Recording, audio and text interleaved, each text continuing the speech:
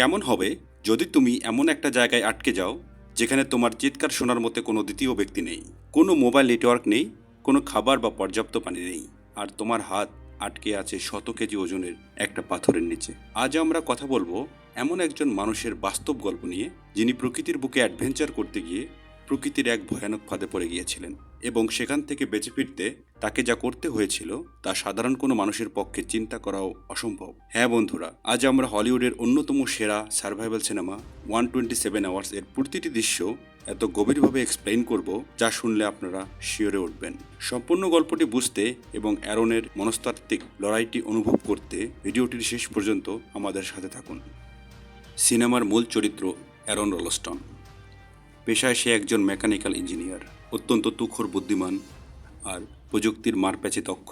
তবে সে শুধু চার দেয়ালের ভেতরের কোনো ইঞ্জিনিয়ার ছিল না, তার আসল পরিচয়, আসল প্যাশন ছিল অন্য জায়গায়। সে ছিল একজন এক্সট্রিম লেভেলের অবিশ্বাস্য রকমের দক্ষ এবং সাহসী পর্বতারোহী। প্রকৃতির দুর্গম পথ, খাড়া পাহাড় আর বিপজ্জনক গিরিপথ জয় করাই ছিল তার জীবনের একমাত্র নেশা। কিন্তু এই অসীম সাহসের আড়ালে লুকিয়েছিল সূক্ষ্ম একটা অন্ধকার। অ্যারন নিজেকে এতটাই পারফেক্ট, এতটাই স্বয়ংসম্পূর্ণ মনে করত যে তার ধারণা হয়েছিল পৃথিবীর যে কোনো কঠিন পরিস্থিতি সে একাই সামলে নিতে পারবে। কোনো মানুষ, কোনো আধুনিক প্রযুক্তি বা কোনো সাহায্যের তার কোনো প্রয়োজনই নেই। এই আত্মবিশ্বাস কখন যে এক বিশাল অহংকারের রূপ নিয়েছিল তা সে নিজেও টের পায়নি। কিন্তু বন্ধুরা, তোমরা তো জানো, ইতিহাস সাক্ষী, বাস্তব জীবনে এই অহংকারই মানুষের পতনের মূল কারণ হয়ে দাঁড়ায়। আর অ্যারনের এই আত্মগরিমা ও অহংকারই তার জীবনে ডেকে আনে এক অভিশপ্ত মুহূর্ত, যা সাধারণ কোনো মানুষের কল্পনাকেও হার মানায়। এবার আসি মূল গল্পে। সালটা ছিল 2003, এপ্রিল মাসের এক মনোরম শুক্রবার। অ্যারন সিদ্ধান্ত নেয় সে উটার বিখ্যাত ক্যানিয়ন্সল্যান্ড ন্যাশনাল পার্কের দিকে যাত্রা করবে।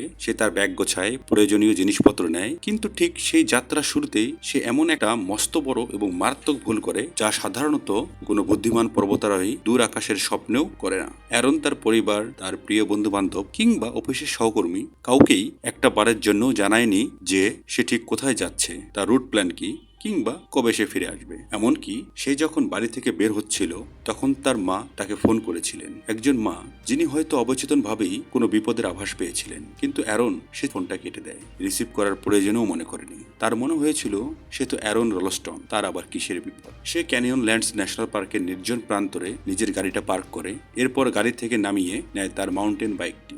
মাইলের পর মাইল বিস্তৃত ধূসর মরুভূমির বুক চিরে তপ্ত বালি উড়িয়ে সে সাইকেল চালিয়ে সামনের দিকে এগিয়ে যেতে থাকে। তার চোখে মুখে তখন শুধুই অ্যাডভেঞ্চারের তীব্র নেশা। সে প্রকৃতির সৌন্দর্যে বোধ হয়ে যাচ্ছিল, কিন্তু প্রকৃতির সেই শান্ত রূপের আড়ালে যে কত বড় এক ভয়ানক নরক তার জন্য অপেক্ষা করছিল, আর এই চেনা সুন্দর পৃথিবী থেকে সে প্রতি মুহূর্তে কতটা দূরে এক নির্জন মৃত্যুর মুখে চলে যাচ্ছিল তা বোঝার ক্ষমতা তখন সেই অহংকারী অ্যারনের ছিল না। সাইকেল নিয়ে বেশ কিছু দূর যাওয়ার পর মরুভূমির তপ্ত বালুর মাঝে অ্যারনের দেখা হয় ক্রিস্টি এবং মেঘান নামের দুজন নারী ট্রাকার বা পর্বতারোহীর সাথে। তারা ক্যানিয়নের খুব কাছাকাছি একটি জায়গায় উদ্দেশ্যহীনভাবে ঘুরছিল। বন্ধুরা, গল্পে এগিয়ে যাওয়ার আগে তোমাদের একটু সহজ করে বলে রাখি, এই ক্যানিয়ন আসলে কি। ক্যানিয়ন হলো প্রকৃতির এক অদ্ভুত সৃষ্টি। এটি একটি অত্যন্ত গভীর, সরু এবং দীর্ঘ উপত্যকা, যার দুই পাশে সাধারণত শত শত ফুট উঁচু, খাড়া এবং মসৃণ পাথুরে দেয়াল থাকে। এমনকি এর ভিতরে সূর্যের আলো ঠিকমতো পৌঁছায় না। তো ক্রিস্টি এবং মেঘান ক্যানিয়নের গোলকধাঁধায় পড়ে সম্পূর্ণ পথ হারিয়ে ফেলেছিল। তাদের চোখে মুখে ছিল ভয়ের ছাপ। এটা শুনে অ্যারনের ভেতরের সেই সবজান্তা রূপটি জেগে ওঠে। সে ঝটপট একটি ম্যাপ বের করে, কম্পাস মেলায় এবং অত্যন্ত আত্মবিশ্বাসের সাথে তাদের সঠিক পথটি দেখিয়ে দেয়।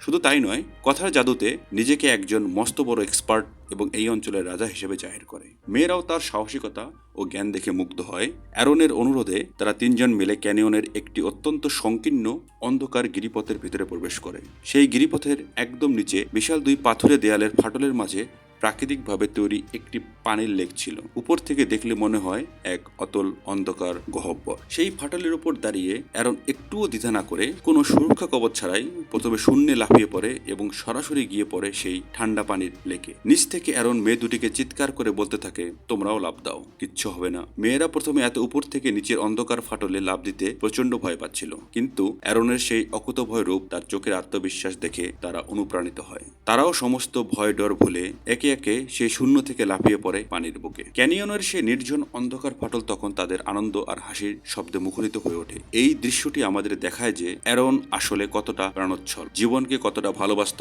এবং প্রতিটা মুহূর্তকে কতটা উপভোগ করতে চান। সেখানে বেশ কিছুক্ষণ আনন্দঘন সময় কাটানোর পর মেয়েরা অ্যারনের উপর এতটাই খুশি হয় যে তারা তাকে পরের দিন রাতে একটি চমৎকার পার্টিতে আসার জন্য আন্তরিকভাবে দাওয়াত দেয়। অ্যারনও বেশ খুশি মনে তাদের সাথে নিজের ক্যামেরায় সেলফি তোলে, হাসি মুখে হাত নেড়ে সেখান থেকে বিদায় নেয়। কিন্তু বন্ধুরা, সিনেমার এই মোড়টি আমাদের অবচেতনভাবে প্রকৃতির এক চরম এবং নিষ্ঠুর বার্তা দেয়। জীবন আসলে কতটা অনিশ্চিত। এক মুহূর্তে জীবন কত চমৎকার, কত রঙিন এবং কত সুন্দর হতে পারে, আর ঠিক তার পরের মুহূর্তেই তা কতটা নারকীয়, কতটা ভয়ানক এবং কতটা অন্ধকার হয়ে যেতে পারে। তার বাস্তব প্রমাণ পেতে অ্যারনের আর মাত্র কয়েক মিনিট বাকি ছিল। ঘড়ির কাঁটায় তখন সময় 2:45। ক্রিস্টি এবং মেগানের কাছ থেকে বিদায় নিয়ে অ্যারন এবার একা এগিয়ে চলে। সে ব্লুজন ক্যানিয়ন এর এমন একটি জায়গায় এসে পৌঁছায় যা সাধারণ ক্যানিয়নের চেয়েও অনেক বেশি বিপজ্জনক। জায়গাটি ছিল অত্যন্ত সংকীর্ণ, দুপাশে দানবের মতো উঁচু খাড়া পাথরের দেয়াল, আর মাঝখানে মানুষের শরীর গলে যাওয়ার মতো মাত্র কয়েক ফুটের ফাঁকা জায়গা। চারপাশটা কেমন যেন থমথমে স্তব্ধ। অ্যারন সেই সরু ফাটল বেয়ে নিচের দিকে নামতে শুরু করে। নিচে নামার এক পর্যায়ে ভারসাম্য বজায় রাখার জন্য সে উপরের দিকে আটকে থাকা একটি বিশাল পাথরকে হাত দিয়ে ধরে সাপোর্ট নেওয়ার চেষ্টা করে। সে ভেবেছিল পাথরটি শক্তভাবে আটকে আছে, কিন্তু দুর্ভাগ্য, শত শত বছর ধরে প্রাকৃতিকভাবে দুই দেয়ালের মাঝে আটকে থাকা সেই পাথরটি আসলে ভেতরে ভেতরে আলগা ছিল। অ্যারন পাথরটি ধরা মাত্রই তার পায়ের তলার মাটি সরে যায়। সে নিচের দিকে পড়তে থাকে, আর তার সাথে সাথেই উপর থেকে সেই প্রায় 360 কেজি ওজনের, অর্থাৎ একটি ছোটখাটো গাড়ির সমান বিশাল পাথরটি হুড়মুড় করে ধেয়ে আসে। চোখের পলকে অ্যারন কিছু বুঝে ওঠার আগেই সেই দানবীয় পাথরটি তার ডান হাতের কবজির উপর আছড়ে পড়ে এবং গিরিপথের সেই বজ্রকঠিন মসৃণ দেওয়ালে অ্যারনের হাতটিকে এমনভাবে পিষে ফেলে চ্যাপ্টা করে আটকে দেয়। তীব্র অসহ্য এবং নরকীয় ব্যথায় অ্যারনের মুখ থেকে এক বুক ফাটা চিৎকার বেরিয়ে আসে। সেই চিৎকার ক্যানিয়নের খাড়া দেয়ালে ধাক্কা খেয়ে বারবার প্রতিধ্বনি হয়ে তার নিজের কানেই ফিরে আসতে থাকে, কারণ সেখানে সেই চিৎকার শোনার মতো কোনো জীবন্ত প্রাণী ছিল না। অ্যারন যন্ত্রণায় ছটপট করতে করতে পাগলের মতো তার ডান হাতটি পাথরের নিচ থেকে টেনে বের করার চেষ্টা করতে থাকে। সে তার বাঁ হাত দিয়ে নিজের পুরো শরীরের শক্তি দিয়ে সেই 360 কেজি ওজনের পাথরটিকে ধাক্কা দেয়, লাথি মারে, চিৎকার করে পাথরটাকে সরে যেতে বলে। কিন্তু পাথরটি যেন যমদূতের মতো অটল। সে নিজের জায়গা থেকে এক চুলও নড়ে না।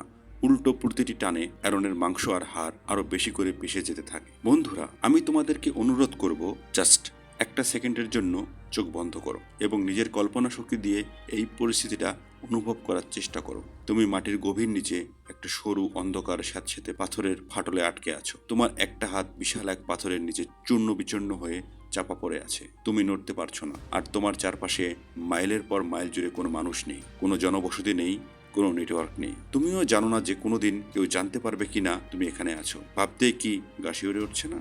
তীব্র যন্ত্রণা আর আতঙ্কের প্রাথমিক ধাক্কাটা সামনে নেওয়ার পর অ্যারনের ভিতরে সেই মেকানিক্যাল ইঞ্জিনিয়ার জাগ্রত হয়। সে বুঝতে পারে যে প্যানিক বা ভয় পেয়ে চিৎকার করলে শুধু শুধু তার শক্তি ক্ষয় হবে। সে ঠান্ডা মাথায় পরিস্থিতিটা বোঝার চেষ্টা করে এবং অত্যন্ত ধীর স্থিরভাবে তার বাঁ হাত ব্যবহার করে পিঠের ব্যাকপ্যাক থেকে তার জীবনের শেষ সম্বলগুলো একে একে বের করে সামনে সাজায়। তার কাছে বেঁচে থাকার রসদ বলতে কি ছিল জানেন?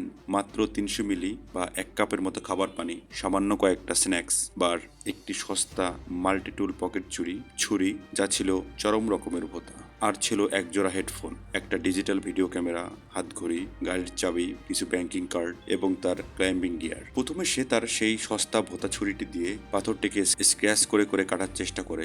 তার ধারণা ছিল পাথরটি কিছু অংশ গুঁড়ো করে ফেলা যায়, তাহলে হাতটা আলগা হতে পারে। কিন্তু পাথরটি ছিল গ্রানাইটের মতো শক্ত, আর ছুরিটা এতটাই সস্তা যে পাথর কাটা তো দূর, উল্টো ছুরির ধাতব অংশটাই ক্ষয়ে যেতে থাকে। এই চেষ্টায় ব্যর্থ হয়ে অ্যারন তার ইঞ্জিনিয়ারিং বুদ্ধি খাটায়। সে তার ট্র্যাকিংয়ের শক্ত দড়ি এবং হুক ব্যবহার করে পাথরের উপরে একটি মেকানিক্যাল লিভার সিস্টেম তৈরি করার চেষ্টা করে। ফিজিক্সের সূত্র অনুযায়ী এই সিস্টেমের মধ্যে কম শক্তিতেও ভারী জিনিস উপরে তোলা সম্ভব। অ্যারন তার শরীরের শেষ রক্তবিন্দু দিয়ে দাঁতে দাঁত চেপে সেই দড়ি ধরে টানতে থাকে। তার মনে আশার আলো জ্বলছিল যে হয়তো পাথরটা 1 ইঞ্চি উপরে উঠবে, কিন্তু পাথরটি এতটাই ভারী এবং দুই দেয়ালের মাঝে এমনভাবে লক হয়ে গিয়েছিল যে অ্যারনের সেই দুর্দান্ত বৈজ্ঞানিক চেষ্টাও ব্যর্থতায় পর্যবসিত হয়। ধীরে ধীরে সেই মরুভূমিতে রাত নেমে আসে। আমরা যারা ভূগোল জানি তারা ভালো করেই জানি যে মরুভূমির আবহাওয়াটা কতটা নিষ্ঠুর। মরুভূমিতে দিনে যেমন চামড়া পুড়িয়ে ফেলা প্রচণ্ড গরম থাকে, রাতে ঠিক তেমনই হাড় কাঁপানো, রক্ত জমিয়ে দেওয়া কনকনে ঠান্ডা পড়ে। গায়ে কোনো শীতের পোশাক বা জ্যাকেট ছাড়াই অ্যারন সেই পাথরের ফাটলে দাঁড়িয়ে থাকে। ঠান্ডা বাতাস তার শরীরকে অবশ করে দিতে থাকে। যন্ত্রণায় আর ঠান্ডায় তার পুরো শরীর কাঁপছিল। পরের একটি দৃশ্যে আমরা দেখতে পাই চরম একাকিত্ব আর অন্ধকার তাকে গ্রাস করছিল। সে তার ডিজিটাল ভিডিও ক্যামেরাটি অন করে ক্যামেরার ছোট্ট স্ক্রিনে আলোয় নিজের প্রথম ভিডিও মেসেজ রেকর্ড করতে শুরু করে। সে তার বাবা মাকে উদ্দেশ্য করে বলে যে সে কোথায় আটকে আছে, তার সাথে কি ঘটেছে এবং সে তাদের কতটা ভালোবাসে। ক্যামেরার সামনে তার গলার সেই কাঁপুনি, তার চোখের জল স্পষ্ট বলে দিচ্ছিল যে মৃত্যুর সেই হিমশীতল ভয় এবার তার সাহসী মনকে ধীরে ধীরে গ্রাস করতে শুরু করেছে। দেখতে দেখতে সেই অন্ধকার ফাটলে 1 দিন 2 দিন করে টানা 3 দিন পার হয়ে যায়। সময় যেন সেখানে থমকে দাঁড়িয়েছে। অ্যারনের কাছে থাকা সেই 1 কাপ পানি অনেক আগেই শেষ হয়ে গিয়েছে। মরুভূমি শুষ্ক বাতাসে তৃষ্ণায় তার গলা শুকিয়ে কাঠ হয়ে গেছে। কথা বলার শক্তিটুকুও নেই। তার ঠোঁট ফেটে অনবরত রক্ত বেরোচ্ছে। শরীর সম্পূর্ণ ডিহাইড্রেট বা পানিশূন্য হয়ে গিয়েছে। এই চরম মৃত্যুর মুখোমুখি দাঁড়িয়ে বেঁচে থাকার আদিম তাড়নায় সে এক অত্যন্ত ভয়ানক, ঘৃণ্য কিন্তু বাস্তব সিদ্ধান্ত নিতে বাধ্য হয়। অ্যারন বুঝতে পারে শরীর থেকে যেটুকু তরল বের হচ্ছে তাই তার শেষ ভরসা। সে নিজের প্রস্রাব একটি খালি বোতলে জমিয়ে রাখে এবং বেঁচে থাকার জন্য নিজের সেই তরলেই চোখ বন্ধ করে পান করতে শুরু করে। ততক্ষণে সেই চাপা পড়া হাতটি পচন ধরতে শুরু করেছে। হাত থেকে একটা পচা দুর্গন্ধ বেরোচ্ছে। অ্যারন মরিয়া হয়ে আবার সেই ভোঁতা ছুরিটা বের করে পাথর কাটার চেষ্টা করে, কিন্তু পাথর কাটার বদলে এক পর্যায়ে ছুরির অগ্রভাগটাই ভেঙে টুকরো হয়ে যায়। ক্রোধে, হতাশায় আর যন্ত্রণায় উন্মাদ হয়ে সে এবার নিজের হাতের উপর ছুরি চালাতে শুরু করে। সে ভাবছিল হাতটা যদি কেটে আলাদা করা যায়, কিন্তু কপাল খারাপ, ছুরিটি এতটাই সস্তা আর ভোঁতা ছিল যে তা দিয়ে হাতের চামড়াটাও ঠিকমতো কাটা যাচ্ছিল না। শুধু চামড়ার ওপর কিছু আঁচড় পড়ছিল। এবং দিনের পর দিন খাবার ও পানির তীব্র অভাবে অ্যারনের মস্তিষ্কে অক্সিজেন এবং রক্ত সঞ্চালন আশঙ্কাজনকভাবে কমে যায়। আর এর ফলে সে চরম হ্যালুসিনেশনের শিকার হতে শুরু করে। সে চোখের সামনে অবাস্তব সব দৃশ্য দেখতে পায়। সে দেখতে পায় তার ঘরের ছাদ হঠাৎ ফেটে গেছে আর সেখান থেকে অঝরে বৃষ্টি পড়ছে। সে তৃপ্তি ভরে সে বৃষ্টির পানি খাচ্ছে। কখনো সে দেখে সে তার বন্ধুদের সাথে কোনো লাক্সারি সোফায় বসে বরফ শীতল কোল্ড ড্রিঙ্কস খাচ্ছে। পর মুহূর্তেই যেন বিভ্রম কেটে যায়। সে নিজেকে আবার সেই অন্ধকার নরকে আবিষ্কার করে। সেই চরম মানসিক যন্ত্রণায় সে নিজের সমস্ত পুরনো ভুলের কথা মনে করে কান্নায় ভেঙে পড়ে। সে বুঝতে পারে তার এই একাকী থাকার স্বভাব, কাছের মানুষদের অবহেলা করা এবং নিজের ভিতরে সেই তীব্র অহংকারই আজ তাকে প্রকৃতির সেই গোপন নরকুণ্ডে টেনে নিয়ে এসেছে। সে নিজেকে নিজে ক্ষমা করতে পারছিল না। এবার আসে এই পুরো ইতিহাসের এবং সিনেমার সেই সবচেয়ে ভয়ানক, ইমোশনাল এবং গায়ে কাটা দেওয়া লোমহর্ষক দৃশ্য, যা দেখার জন্য বা শোনার জন্য পাথর খোদাই করা শক্ত কলিজার প্রয়োজন। আজ সেই অন্ধকার ফাটলে অ্যারনের 5ম দিন। টানা 120 ঘন্টা সে এক জায়গায় দাঁড়িয়ে। অ্যারন এবার সম্পূর্ণ বাস্তবতার মুখোমুখি দাঁড়ায়। সে পরিষ্কার বুঝতে পেরেছে যে উদ্ধারকারী দল যদি তাকে খুঁজতে ক্যানিয়নে আসেও, তাহলেও এই গভীর গোপন পাথরের ফাটল তারা আকাশ থেকে বা উপর থেকে কোনো দিনই খুঁজে পাবে না। এখানে কেউ আসবে না। সে ধীরে ধীরে একাকী তিলে তিলে মারা যাবে। ঠিক এই মৃত্যুর শেষ মুহূর্তে তার মেকানিক্যাল ব্রেন অলৌকিকভাবে আবার কাজ করা শুরু করে। সে অ্যানাটমি বা মানবদেহের গঠন নিয়ে চিন্তা করে। সে বুঝতে পারে মানুষের হাড় এই সাধারণ ভোঁতা ছুরি দিয়ে কেটে আলাদা করা কোনোভাবেই সম্ভব নয়। হাড় কাটতে হলে করাত লাগবে, যা তার কাছে নেই। তাই সে মনের ভিতরে এক অমানসিক, অলৌকিক ও অতিমানবীয় সিদ্ধান্ত নেয়। সে তার আটকে থাকা অবশ হাতটিকে পাথরের বিপরীতে শক্ত করে লক করে। এরপর নিজের পুরো শরীরের ওজন দিয়ে সমস্ত শক্তি এক জায়গায় করে হাতটিকে একপাশে প্রচণ্ড জোরে মোচড় দেয়। ক্যানিয়নের এই নিস্তব্ধ থমথমে বাতাসের মাঝে একটা হাড় কাঁপানো, ভয়ানক মটমট শব্দ প্রতিধ্বনিত হয়। হ্যাঁ বন্ধুরা, অ্যারন নিজের শরীরের ওজনে নিজের হাতের ভেতরের রেডিয়াস এবং আলনা নামের প্রধান দুটি হাড় নিজেই নিজের চেষ্টায় ভেঙে ফেলে। হাড় ভাঙার সেই নরকীয় যন্ত্রণা যখন তার মস্তিষ্কে প্রায় স্তব্ধ করে দিচ্ছিল, অ্যারন কিন্তু একটুও সময় নষ্ট করেনি। কারণ সে জানত এই সুযোগ হারালে সে চিরতরে শেষ। সে তার ভাঙ্গা পচা হাত থেকে চামড়া ও মাংস আলাদা করার জন্য পকেট ছুরিটি বের করে এবং নিজের মাংসপেশি কাটতে শুরু করে। সেই ভাঙ্গা এবং ভোঁতা ছুরি দিয়ে সে পশুর মতো নিজের মাংস কাটছিল। কাটতে কাটতে সে যখন তার হাতের মূল নার্ভ বা প্রধান স্নায়ুর কাছে পৌঁছায় তখন আসে আসল পরীক্ষা। সেই নার্ভটি সরাসরি তার মস্তিষ্কের সাথে যুক্ত ছিল। অ্যারন যখন ছুরি দিয়ে সেই জীবন্ত নার্ভটি কাটে, সাথে সাথে তার পুরো শরীরে যেন 1000 ভোল্টের বিদ্যুতের শকের মতো কেঁপে ওঠে। তার চোখের সামনে যেন পুরো পৃথিবী অন্ধকার হয়ে যায়। ব্যথায় চোখ ফেটে জল আর মুখ দিয়ে এমন এক অমানসিক চিৎকার বের হয় যা হয়তো নরকের দেয়ালে গিয়ে আঘাত করছিল। কিন্তু অ্যারন থামেনি। এক হাত দিয়ে নিজের দাঁত দিয়ে দড়ি কামড়ে ধরে সে মাংস এবং রক্তনালী কাটতে থাকে। দীর্ঘ 1 ঘন্টার এক রক্তাক্ত, নরকীয় এবং অবিশ্বাস্য লড়াইয়ের পর অ্যারন নিজেকে সেই 360 কেজি ওজনের পাথর থেকে মুক্ত করতে সক্ষম হয়। আজ সে মুক্ত, আজ সে স্বাধীন। কিন্তু তার সেই ডান হাতটি চিরতরে সেই অন্ধকূপের পাথরের নিচে ট্রফি হিসেবে প্রকৃতির কাছে রয়ে গেল। কি ভাবছো বন্ধুরা? অ্যারন এখন থেকে মুক্ত হয়ে গেছে? মানে তার কষ্ট একদম শেষ? কিন্তু না, গল্প তো এখনো বাকি। হাত কাটার পর আসল বিপদ শুরু হলো। তার হাত থেকে ফিনকি দিয়ে রক্ত ছুটছিল। অতিরিক্ত রক্তক্ষরণে সে যে কোনো মুহূর্তে ক্যানিয়নের ভিতরেই অজ্ঞান হয়ে যেতে পারত। কিন্তু অ্যারনের ডিকশনারিতে হার মানা শব্দটি ছিল না। সেই রক্তাক্ত অবস্থায় সেই হাতটি কাপড়ে পেঁচিয়ে মাত্র একটা হাত অক্ষত রেখে সে কোনো মতে ক্যানিয়নের ফাটল থেকে বের হয়ে আসে। কিন্তু সামনে ছিল আরো বড় পরীক্ষা। ক্যানিয়ন থেকে বের হওয়ার রাস্তায় ছিল একটি 65 ফুট উঁচু খাড়া দেয়াল।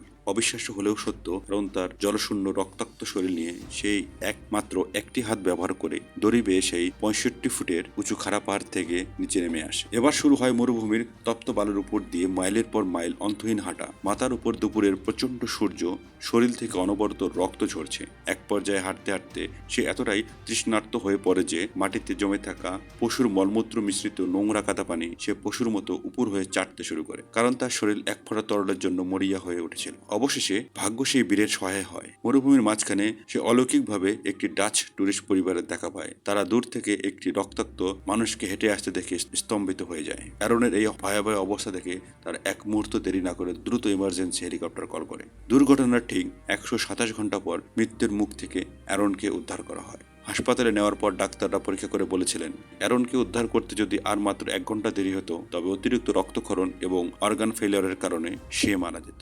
বন্ধুরা, অ্যারনের এই শিউরে ওঠা বাস্তব সত্য ঘটনাটি আমাদের জীবনের সবচেয়ে বড় শিক্ষাটা দিয়ে দেয়। এটি আমাদের শেখায় যে এই পৃথিবীতে মানুষের বেঁচে থাকার তীব্র ইচ্ছা বা উইল টু পাওয়ার এর চেয়ে বড় আর কোনো শক্তি নেই। পরিস্থিতি যত কঠিনই হোক না কেন, চারপাশ যত অন্ধকারই হোক না কেন, কখনো হাল ছিল না। লড়াই শেষ মুহূর্ত পর্যন্ত করতে হয়। অ্যারনের এই অবিশ্বাস্য ত্যাগের গল্প আর এই বেঁচে থাকার লড়াই আপনাদের কেমন লাগলো তা অবশ্যই নিচে কমেন্ট করে আমাদের জানাবেন। ভিডিওটি ভালো লাগলে একটি লাইক দিন এবং এইরকম আরো লোমহর্ষক ও অনুপ্রেরণামূলক ভিডিও পেতে চ্যানেলটি সাবস্ক্রাইব করে আমাদের পাশেই থাকুন। দেখা হবে পরবর্তী কোনো ধামাকা এবং রোমাঞ্চকর ভিডিওতে। ততক্ষণ পর্যন্ত সবাই ভালো থাকুন, সুস্থ থাকুন। ধন্যবাদ।